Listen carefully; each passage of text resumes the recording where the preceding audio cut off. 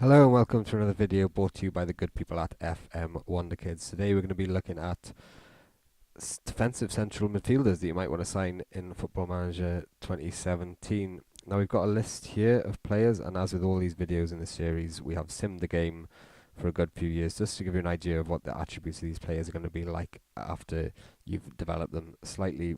We've scouted them extensively and we have a list of their asking prices at the start of the game, so you'll know how much money you'll be spending on them.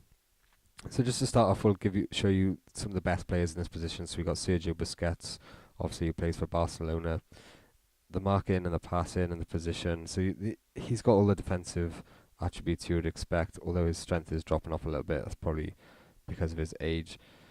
He's got the mental attributes there as well. These are the type of players that if they do become available during the transfer window for whatever reason, just snap them up, spend whatever money you can and get them in, because they are the best players in the position in the world essentially. Players like Renato Sanchez as well.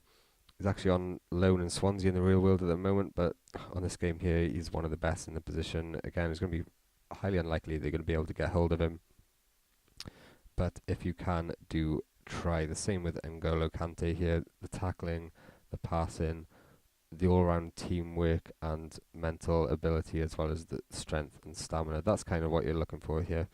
This gentleman here, Joshua Kimmich, is the same kind of story. He's an up-and-coming defensive centre midfielder. It costs you a little bit less than those guys. You might be able to get him for, say, 50 million, but again, it's a lot of money. But you're paying for the potential, really. He's 27 here in 2022, so again, if he pops up on the transfer list for whatever reason, for any cheaper than that, definitely go out and buy him. Another honourable mention here for Emre Can, who is very solid all over the park. His attributes are astounding. So we've got a couple of players here that you might want to sign. So we'll start here at the bottom. So you've got this guy here, Frank Kiesi. I don't know how you pronounce that. Frank Kiesi, Ukesic.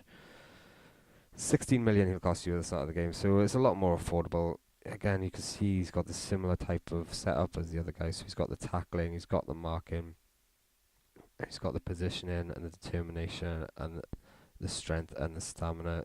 Stick him in the centre of the park, he will be solid for you. This other guy here, so we've got this Polish gentleman, Kirosokakak. Again, sorry about the pronunciation to all you Polish viewers. Please let me know in the comments box how to pronounce it phonetically. That would be an absolutely great help. But again, you've got the tackling, the marking, the heading, etc. You've got the work rate and the positioning. This guy is actually really solid defensively, and his strength is great as well. He'll cost you around about the same £15 million, so it's definitely worth chucking the money around for these defensive centre midfielders. They are the unsung heroes of your team. It's all very well spending money on these players here and your centre forwards and your attacking midfielders with a lot of flair and stuff, but unless you've got the strong defensive players behind them to kind of hold the team together, when you lose the ball, you're just going to fall apart. Your team's just going to be weak. So again here with Danilo, he'll cost you around £19 million, but he's more of an all-rounder than just a defender. So you can see he's tackling and he's passing and his long shots as well, so he can get you goals from that position, which is a great help. If you can get someone from a defensive midfield position who can get you goals, you are absolutely laughing your way to trophies. So then we'll go up to this guy Alan. Very similar story: tackling, passing, marking, strength, mentally through the roof as well. So yeah, this guy will cost you a little bit more at the start of the game. I think he's about 20 million. And then you get to my recommendations. So I think it was this guy here. So again, he's a little bit more money, £25 million, but he's more of an all-rounder again. So he's got your first touch and your dribbling, as well as your passing and your tackling and your defensive abilities. Mentally, probably not as good maybe as the others, but definitely solid all round, and the strength and the stamina is definitely there as well. So he's someone who I'd definitely look at grabbing. £25 million, put your money out there, get this guy. But then the bargain, I think, for this position is this chap here, Marino.